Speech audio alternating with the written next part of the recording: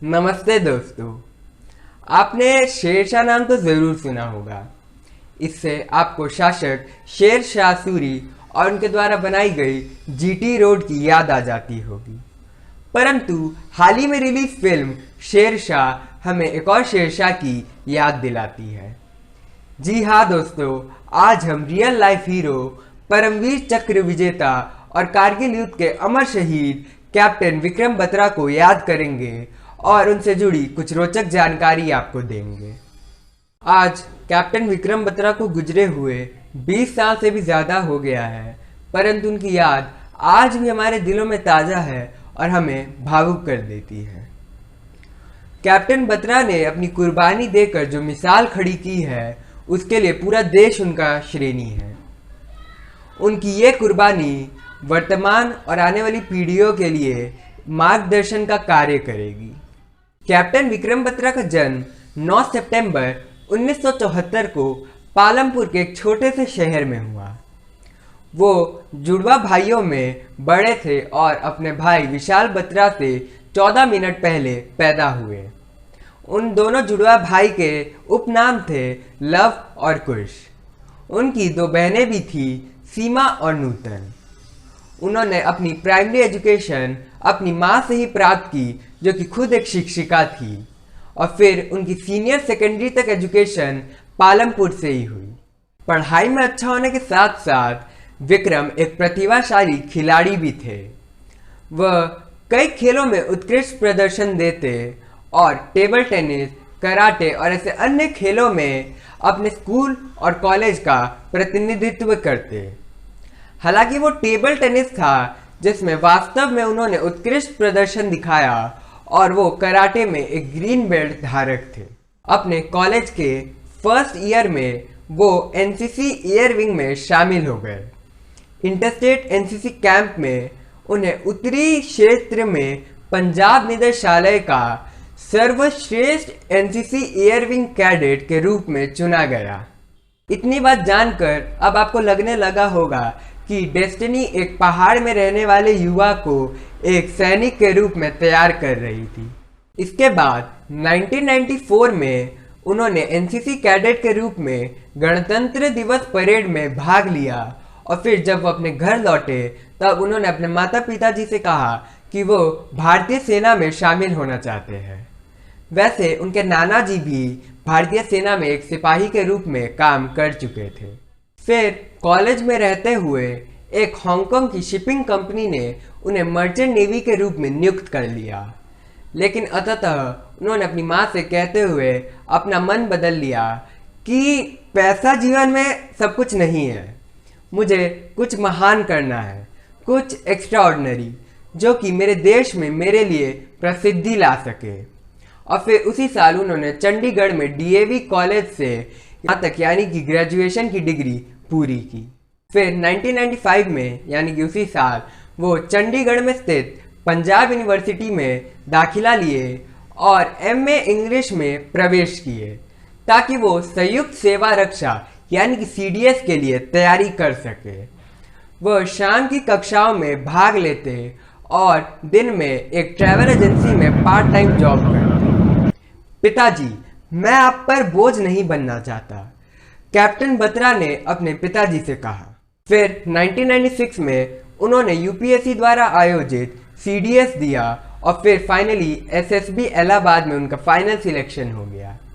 खैर, होना ही था। फिर कैप्टन बत्रा जून 1996 में इंडियन मिलिट्री एकेडमी देहरादून में मानेकशॉ बटालियन में शामिल हुए, और फिर 1997 में उन्हें लेफ्टिनेंट के रूप में जम्मू एंड कश्मीर की 13वीं बटालियन में शामिल किया गया।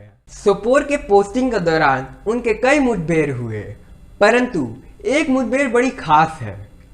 तो होता ऐसा कि घने जंगलों में वह अपनी पलटन के साथ एक मुठभेड़ में थे कि अचानक एक गोली जो कि आतंकवादी मारता है, उनके कंधे को छूते हुए पीछे सैनिक को लग जाती है, जिसकी मृत्यु उसी समय हो जाती है। उस समय बत्रा काफ़ी दुखी हुए। उनका ये मानना था कि वो गोली उनके लिए थे, लेकिन उन्होंने अपने एक आदमी को खो दिया।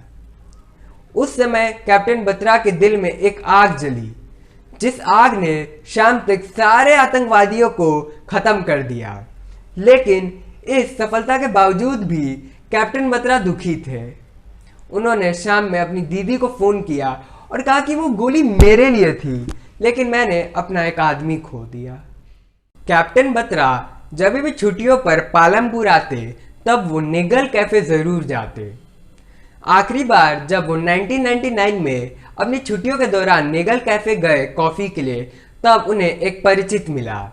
उसने कैप्टन बत्रा को युद्ध के दौरान सावधान होने की सलाह दी, जिस पर कैप्टन बत्रा ने कहा कि मैं भारत को विजय दिलाकर या तो तिरंगा लहरा के आऊँगा, नहीं तो उसमें लिपट कर शहीद होके आऊँगा, लेकिन आऊँगा ज़रूर। अब हम बढ़ते हैं कारगिल वॉर की तरफ। कुछ घुसपैठी भारत के रीजन्स में कब्जा कर बैठे थे। उन्हीं में से एक था .5140। तो इस पर वापस कब्जा करने की जिम्मेदारी 13 जम्मू एंड कश्मीर राइफल्स को दी गई। इस मिशन का head lieutenant colonel Yogesh Kumar Joshi कर रहे थे। तो उन्होंने ये डिसीजन लिया कि .5140 पे दो तरफ से अटैक किया जाएगा। एक तरफ से लेफ्टिनेंट जामवन और उनकी टुकड़ी अटैक करेगी और एक तरफ से लेफ्टिनेंट विक्रम बत्रा और उनकी टुकड़ी अटैक करेंगी। Captain Batra victory symbol choose किए, ये दिल मांगे मोर, जो कि बाद में एक स्टाइलिश स्टेटमेंट बन गया। फिर जैसा कि सोचा गया, आर्टिलरी कवर में दोनों टुकड़ियां पहाड़ पर चढ़ाई शुरू कर दी। दुश्मनों को कंफ्यूज करने के लिए कैप्टन बत्रा पीछे से चढ़ाई किए। चढ़ाई करने से पहले ही उन्होंने बंकर्स पे रॉकेट दाग दिए ताकि कोई भी दुश्मन बच ना सके। तो चढ़ाई चल ही रही थी कि एक मशीन गन ने उन पे गोलियों की बारिश कर दी, लेकिन वो अपने 5 आदमियों के साथ अपनी जान की बिना परवाह किए शीर्ष पे चढ़ गए और शीर्ष पे चढ़ने के बाद मशीन गन पे 2 ग्रेनेड फेंके। इसके बाद उनके घुसपैठियों के साथ हाथापाई हो गई, जिसमें वो काफ़ी घायल हुए, लेकिन उन्होंने अकेले ही 3 घुसपैठियों को मार गिराया। और फिर धीरे धीरे सारे घुसपैठी खत्म हुए और .5140 भारत के नाम फिर से हुआ, सिर्फ और सिर्फ कैप्टन विक्रम बत्रा के कारण। उसी समय उन्होंने अपने कमांडिंग ऑफिसर से कहा, ये दिल मांगे मोर। ये दिल मांगे मोर सर, ये दिल मांगे मोर। Great job, Sangram and Shesha. I'm proud of you, my boys. और फिर इसके बाद 13 Jammu and Kashmir rifles battalion को सम्मानित किया गया और लेफ्टिनेंट विक्रम बत्रा को कैप्टन के पद पर प्रमोट किया गया। लेकिन इस जीत के तुरंत बाद कैप्टन बत्रा और उनकी बटालियन को मुस्कौ भेजा गया, जहां उन्हें .4875 पर कब्जा करने का कमान दिया गया। .4875 पे कब्जा करने के लिए विक्रम बत्रा चढ़ाई किए, कई घुसपैठियों को मार गिराए, लेकिन घायल हो गए। उन्हें नीचे लाया गया जहां वो आराम कर रहे थे, लेकिन अपनी बटालियन को, अपनी भारतीय सेना को हारते हुए देख वो कहे कि I will go up sir.